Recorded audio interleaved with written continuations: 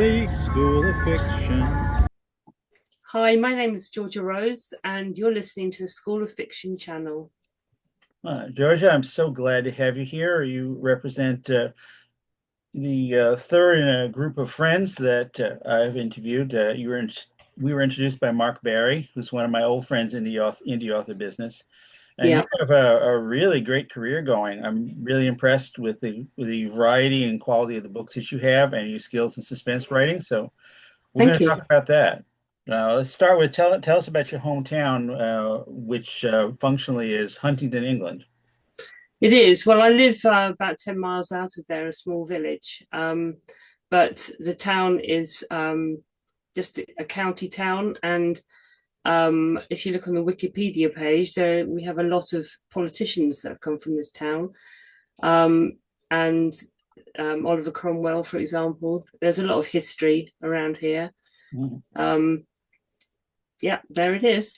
John And King John was certainly a very famous English politician, and John Major. yeah.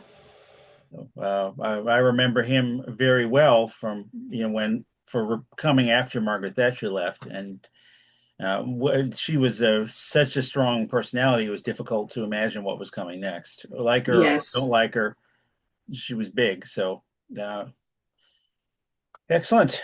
So let's start with your website, Georgia. This is Okay. georgiarosebooks.com, and we were discussing before we started. You are an indie author, I which is am. my favorite kind of author. Yeah. Proud to be so. Yes, and when did you start off with that?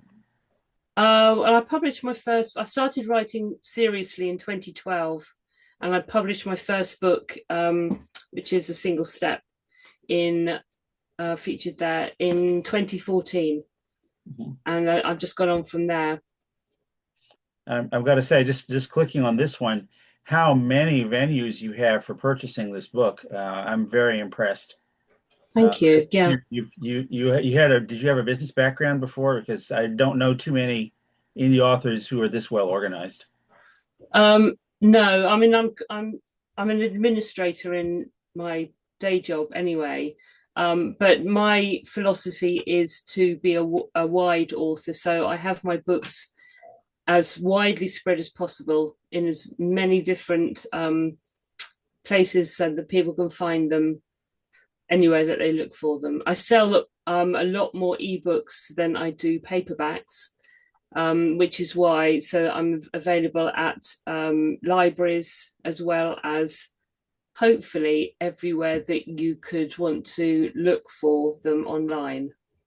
I got to say that I think for me, when I launch a book, I think I'm going to go through this list to see how many of them are available to me. I think it's an excellent idea.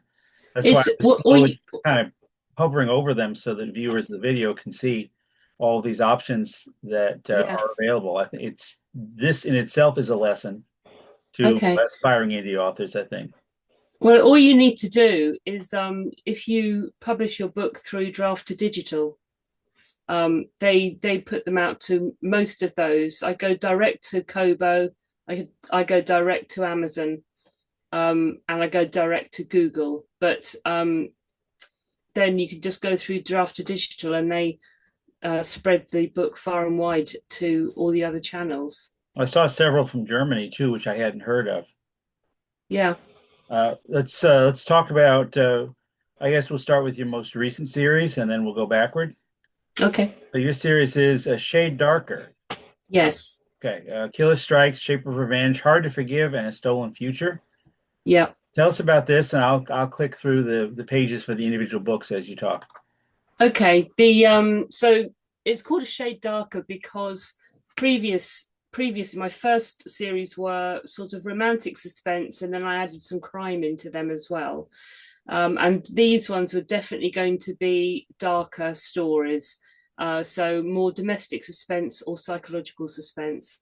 So I wanted to kind of flag that up right to my existing readers already that this was going to be a shade darker. So I started writing the books. I actually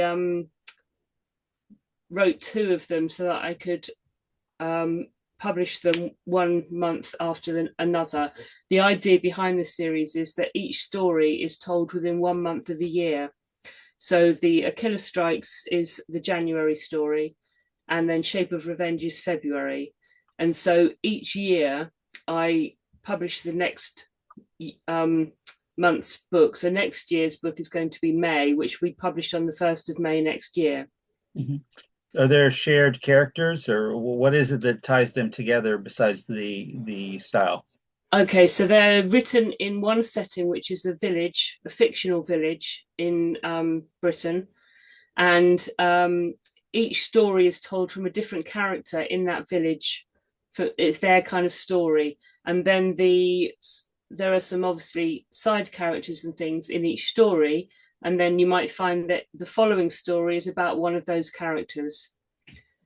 So it kind of moves around the village in smaller settings inside that, but the characters flow through the stories, so that obviously, just as if anyone's ever lived has ever lived in a village, then people know each other, who's in the shop, this, that, and the other, and so the characters all kind of link up, and I haven't actually worked out the story for every month of the year, but so far I try and flag up or foreshadow, I suppose, what's coming in the next month's story. So I'm already working on the June story for 2027, and then the problem I'm having is trying to keep track then of what's actually happening to the previous characters from the other stories in the other stories as they go along, if that makes any sense at all. But because everyone knows each other in the village, there are those links throughout that I've got to kind of keep tabs on where I can.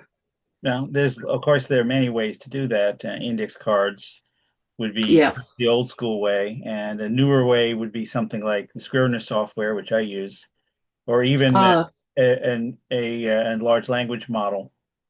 The okay. AI can do that kind of work for you as well, although they're kind of stupid compared to people like us. Yeah. I So haven't used that. you're not alone in this problem, though, because there's George R. R. Martin.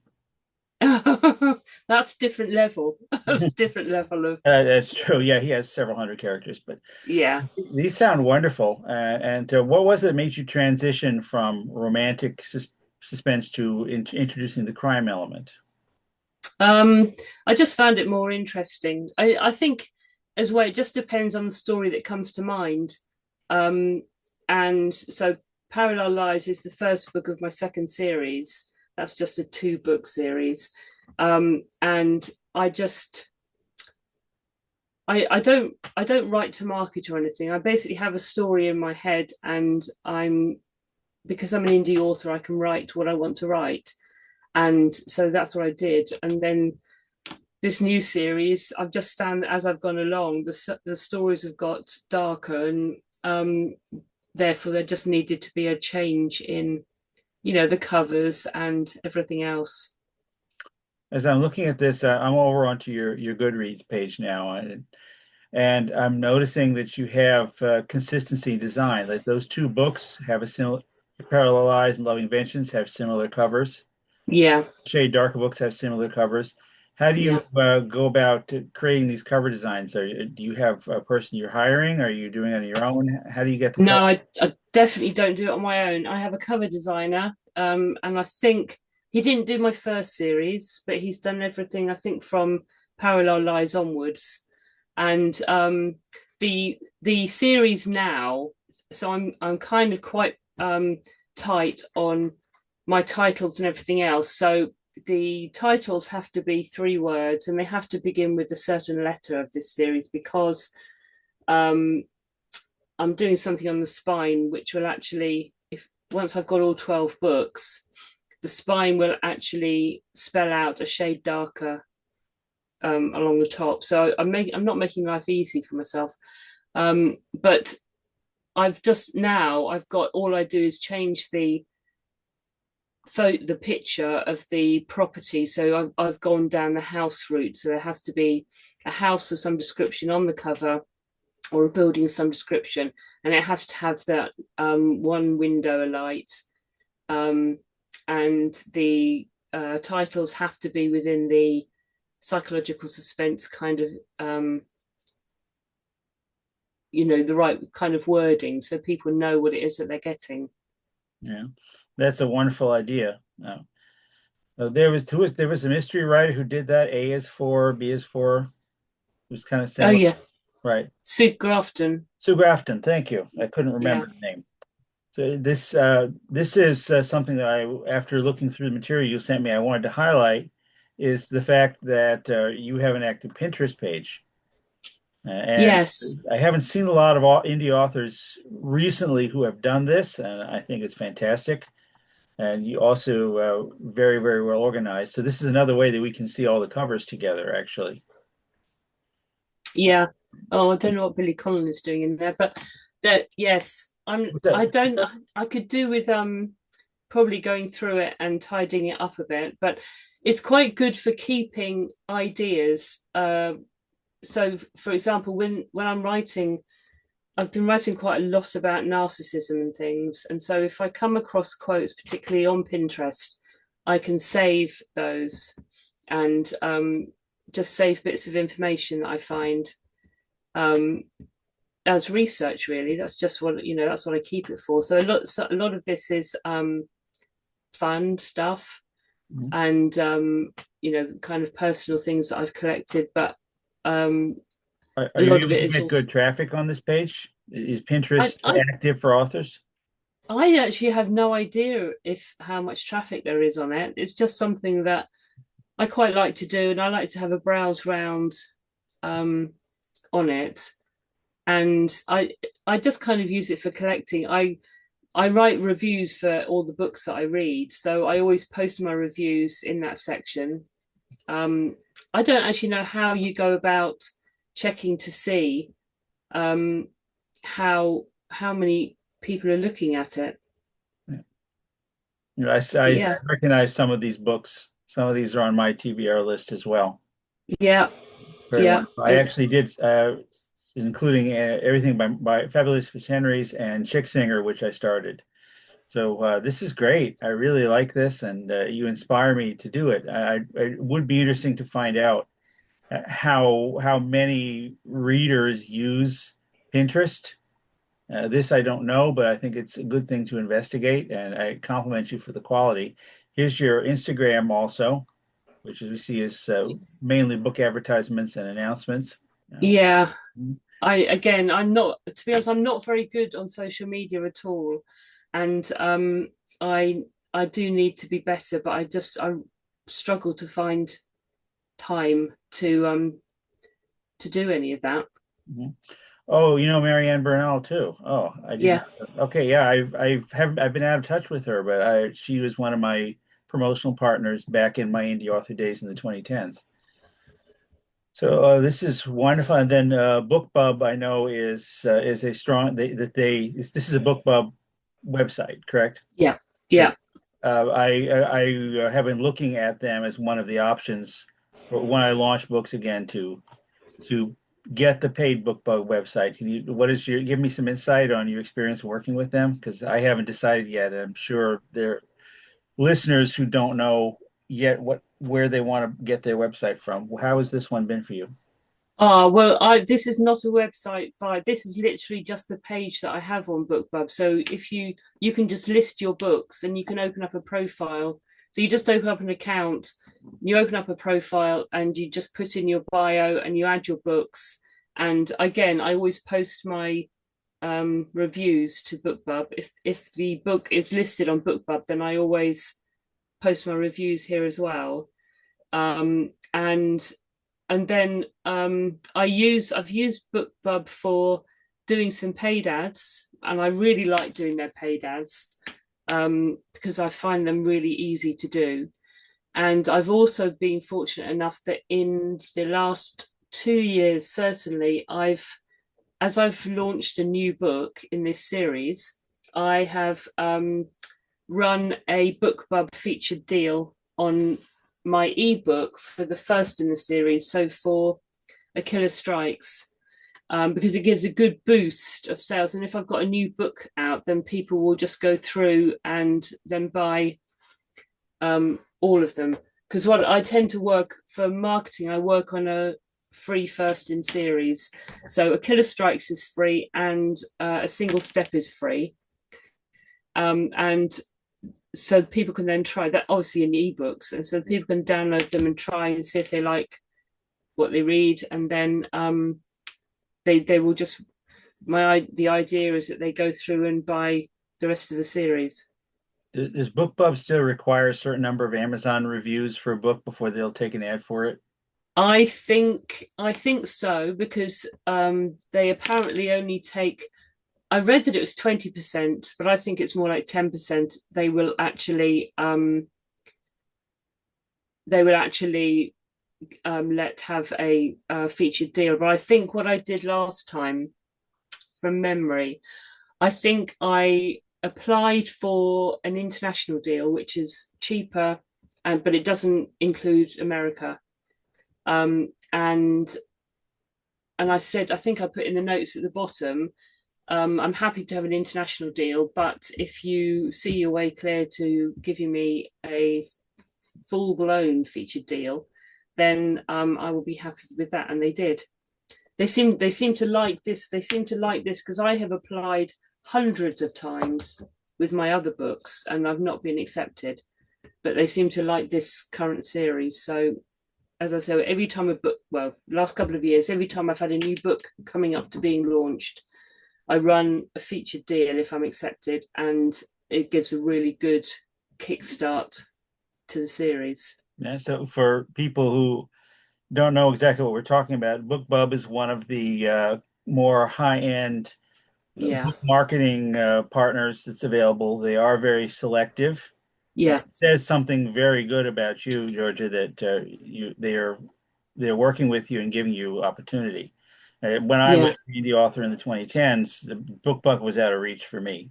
Well, to be honest, this is Probably what I still found is. Yeah. before. It's just been this book. They either like the cover or something, but it was still nearly, I think something like 700, nearly $700 to run a featured deal for a free book. And if it was going to be 99 cents or pence or whatever, it was I think it was over $1,000 for the actual featured thing. So I kind of always said that, but I have to say I got my, because it's a series, I earned my money back within like the first month. You wouldn't do that with a standalone book, because you've got no way of, unless you're happy to just give your money away and give your books away. Um, but if you've got a series, then you've got read through and the chances of people coming back and you earning your money back on what you've paid out. That's the way that I work it. Well, you're being very modest because the reality is that you would get read through if they weren't good books. So that's what we Well, really need to highlight here is the quality of this series that you're able to get people to commit to you and that you've gotten fans. So we appreciate that very much. We had a topic to talk. I guess we'll try to talk informally about writing suspense yeah. because you're very experienced in this now, and so you said you got into it. You said because basically it was more interesting to write. Yeah, I mean, when I was writing, so my first books were, well, I didn't know anything about as most people don't. They don't know anything about the indie author market or anything else, or what they're doing. And so I just wrote. I wanted to see if I could actually write a book. I did that, and this was the first one, and I actually, it by chance, I sort of made it into a series, so a trilogy.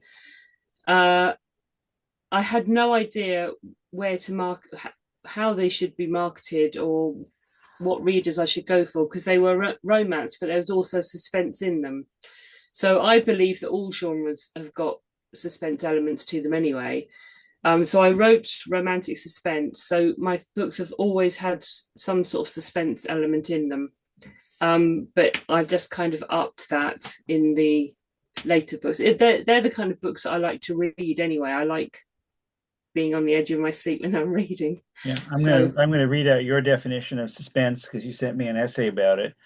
The uneasy feeling a reader gets when they don't know what is going to happen next. And I would agree with you. This is something that we tend to want in most page turner types of books, and yeah, it does cross over genres. A suspense book, book that's in a suspense genre, I guess, is going to focus on that, which is why you made that transition into crime writing. So, what would you say are the things that are on your mind when you're planning? Well, actually, I'll start with this. Do you know the question plotter versus pantser?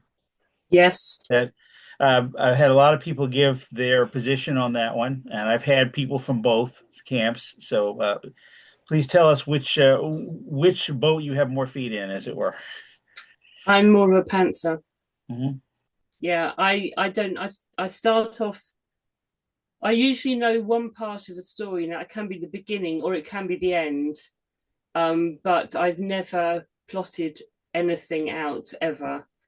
Um, and I think the most I do is a kind of mind map where of my characters and setting and arrows everywhere to see how people are connected and things. But generally, I just start writing. That I tend to start writing the part of the story that I know, wherever that is going to end up in the book, and then I write chunks of other bits of the story and then kind of put them together.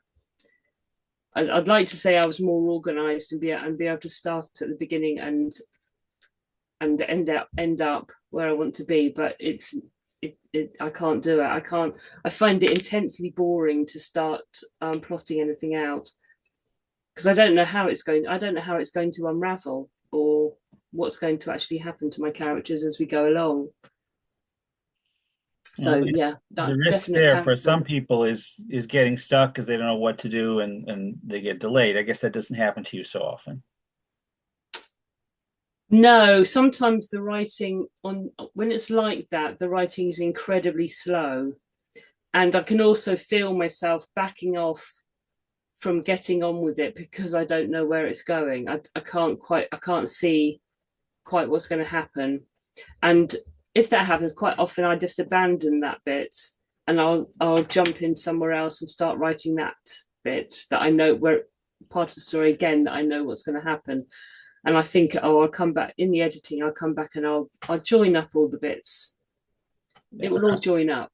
And I've But done that too. Even though I might have something of a plot outline, I will still have gaps in it, and I fill them in with new ideas. And I tend to get yeah, ideas in the middle of I get like driving to work or something, or I'll get a new idea and I figure out how to mix it in. yeah. It's I'm not a pantser. When I tried to pants, I couldn't. So, but I also can't quite plot anymore either. So I'm trying to put You're it together. somewhere in the middle. Yeah, but it does result in getting stuck a lot. A couple of strategies that you use for maintaining suspense. So make some recommendations for people who want to get into this genre. What are things that they could be doing Yeah. to Okay. put their stories Well, together? Mhm. I think one of the most important things is we're told all the time, aren't we, to show, not tell. So don't just tell the reader what it is that's happening. I think you're much better off if you get right inside your characters, you know your characters well enough that you get right inside your characters and you get them to show the reader what is happening because the reader will empathize along with the characters as to what they're feeling. If you've got your character walking down a really shady hallway and something scuttles past, you want your reader to actually feel that rather than just be told that that's what's happening.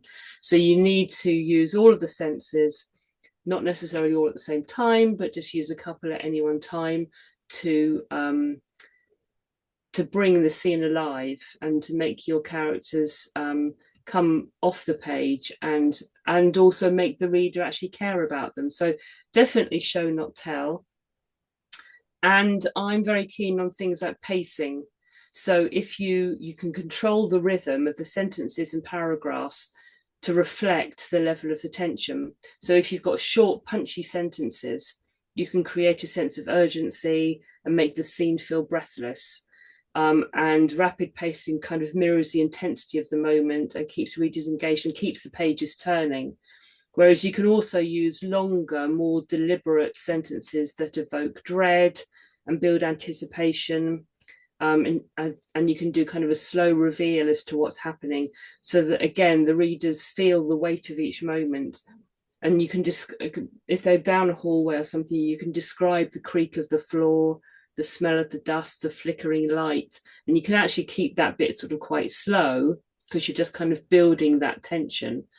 And that for me kind of works if you change those kind of levels of pacing throughout. And the other thing is as well timing. So if you can put your characters under pressure, so either that you're building in a deadline, or you're building in an event that the story is building towards, is a good one. Or if you're building in a deadline and then that gets shortened, so say people thought they'd got a week in which to do whatever, but then it's suddenly shortened to 2 days, so that you're putting people again under pressure, and the reader kind of feels that pressure, as they read along, and it just keeps them turning the pages. And then there's also, you can obviously add in cliffhangers at the end of scenes or at the end of chapters and things, although sometimes you can get a bit wearing if every chapter ends on a cliffhanger. And obviously you should never ever end a book on a cliffhanger, because that really irritates people.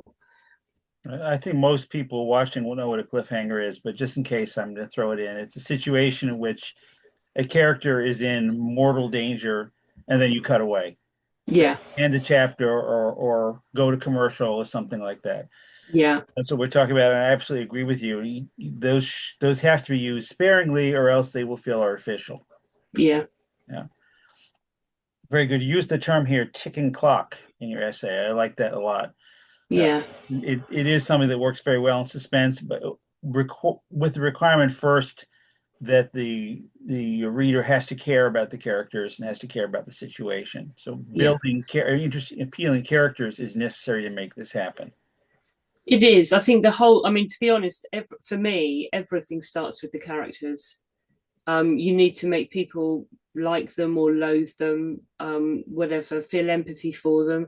You need to also make your characters quite balanced, so that your protagonist and antagonist are equally clever or equally strong or whatever, so that there's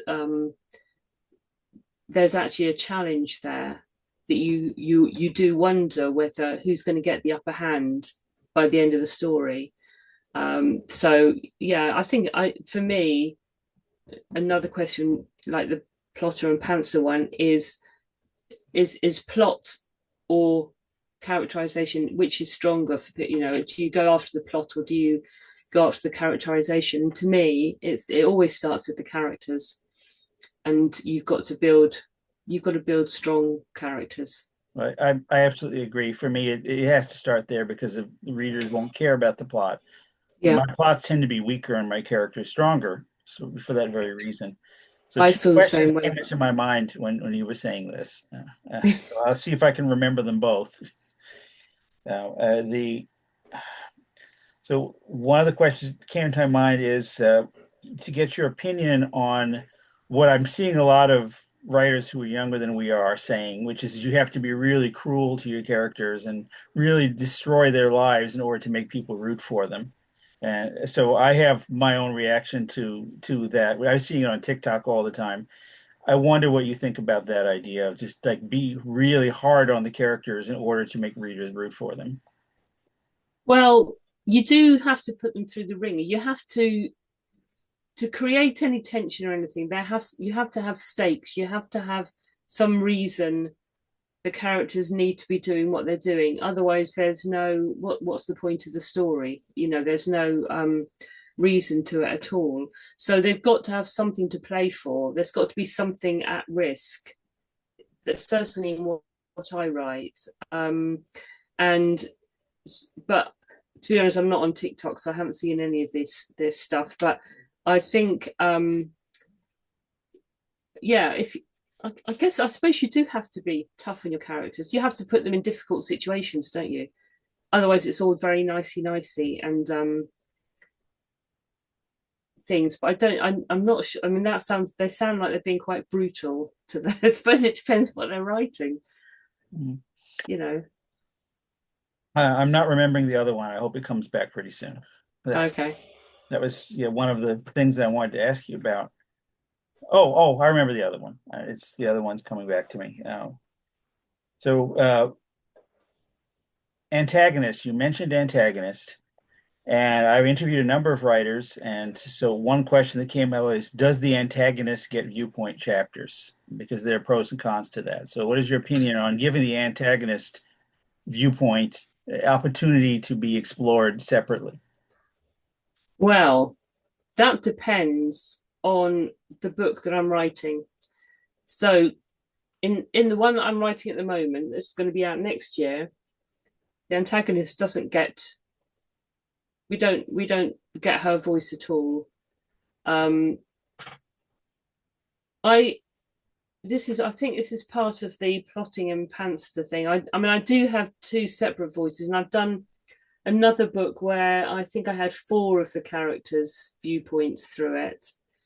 And some of them were definitely, protagonist and antagonist and all the rest of it were in there.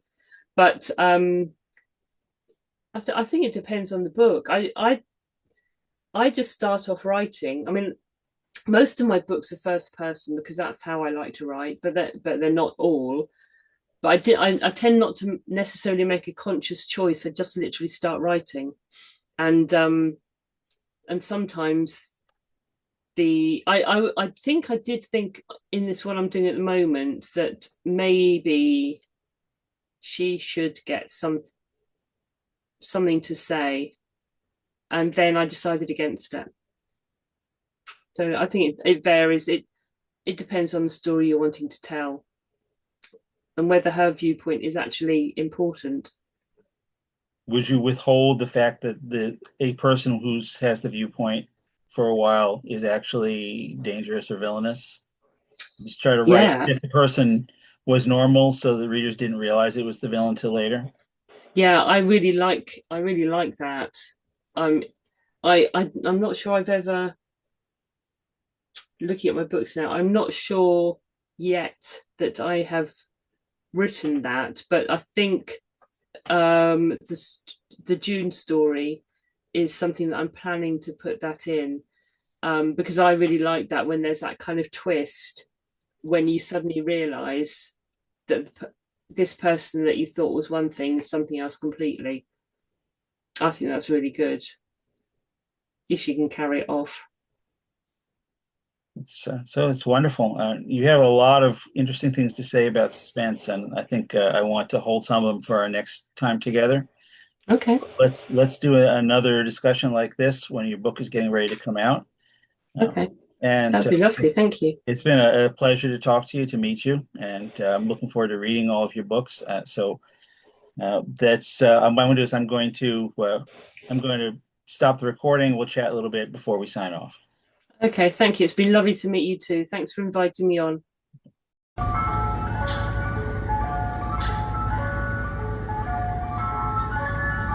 The School of Fiction.